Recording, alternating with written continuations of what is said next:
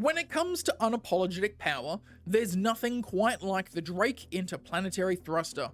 It's loud, it's overt, and it'll get you from point A to point B faster than most other ships.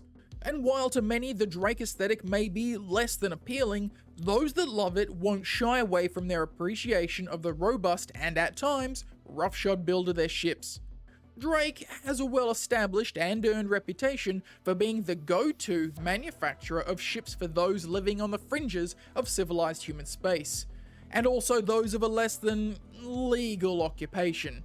And with parts being shared between the majority of their vessels, it's understandable to see why. But where am I going with this? Well, during the Drake Defense Con that tagged along on the tail end of the Invictus launched Fleet Week, say that 1,000 times fast, I pledged myself the Drake Vulture, the ship made for the space salvager in mind, and boy oh boy, am I excited. And while the ship itself is not yet flyable, CIG are kind enough to give anyone who has pledged it some loaner ships while we wait, one of which being the Drake Buccaneer. And I hadn't really flown it a great deal until I very recently bought myself some new flight sticks, and decided to acclimate myself to them in a ship I had, but wasn't already in tune with. Citizens, my name's Beard of Oz, and today I'll be talking about the Drake Buccaneer and why I think you should fly one. Let's dive in. The Buccaneer is a small fighter craft with a crew capacity of 1. Classed as an interdiction vessel, it boasts the standardized internal components that one might expect from a vehicle of its caliber, with 1 small power plant, 2 small coolers, 2 small shields, and a single small quantum drive. It doesn't stray too far away from the pack. Where it does shine, however, is in its notable range of firepower. Coming equipped with 2 size 1, 2 size 3, and a roof-mounted size 4 hardpoint, the Buccaneer isn't here to f spiders. Once upon a time, it was the proverbial glass cannon, and either CIG have done some tweaking, or I've become slightly less terrible of a combat pilot, but it certainly doesn't feel quite so fragile. Out of the store, it will have a split of ballistic and energy weapons, and while on paper that boasts a high DPS, once the belt feeds of those Gatlings are empty, that number drastically drops and will remain critically low until you resupply.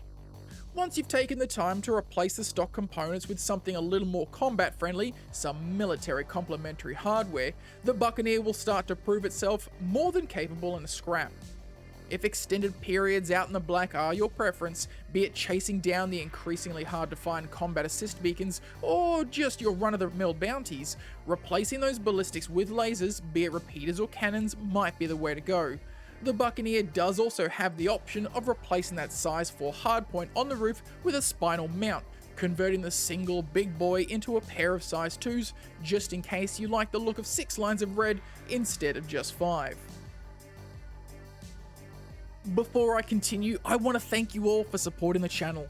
From liking the videos to interacting in the comments, you are all the reason behind the channel's growth. So if you are enjoying the video so far, go ahead and hit that like button, and don't forget to subscribe to the channel, just so I know that you too are a disciple of Drake. As many of you probably already know, I also stream over on Twitch. I'll put a link to that in the description below in case you'd like to check out my adventures in space. With all that said and done, let's dive back in. There's no mistaking the intent behind the Buccaneer, and that's violence. Fast, loud, obnoxious violence. Where a nimble fighter like the Arrow might dance about its opposition, the Buccaneer uses its iconic Drake thrusters to create and close the distance between itself and its prey, utilizing hit-and-run tactics for best effect. The incredible speed that the Buccaneer can take advantage of is best utilized against larger targets, using their slower turning speed against them, hitting vulnerable spots with considerable force. While having a wider wingspan, the Buccaneer is still a relatively small target, and having 2 size 1 shields to weather some of the incoming fire certainly helps. With only a single size 1 power plant to supply its rather demanding range of both thrusters and, in my case, laser repeaters, the ammunition pool is rather limited, and fire control has become something I'm increasingly mindful of. In a group combat situation, the Buccaneer serves the role of harasser well. distracting targets with their punishing hit-and-run maneuvers while allowing larger, slower attackers to utilize the victim's harried attempts at defense, and on the other side of the fence, should the target ignore the Buccaneer for a larger foe, the damage it can dole out on an open surface will quickly make the victim think twice about ignoring it. When I started using the Buccaneer in earnest, after I'd installed my sticks and started mapping them as I liked, I left all the weapon on the ship fixed, something I'd not done before. With no gimbling and a small burst fire supply of ammunition for the 5 laser repeaters, I had to relearn the way that I engaged enemy ships. At first I thought it would be an exercise in futility, but quickly found myself pleasantly surprised, as the damage output coupled with its tremendous speed and surprising maneuverability to be a pleasure to fly.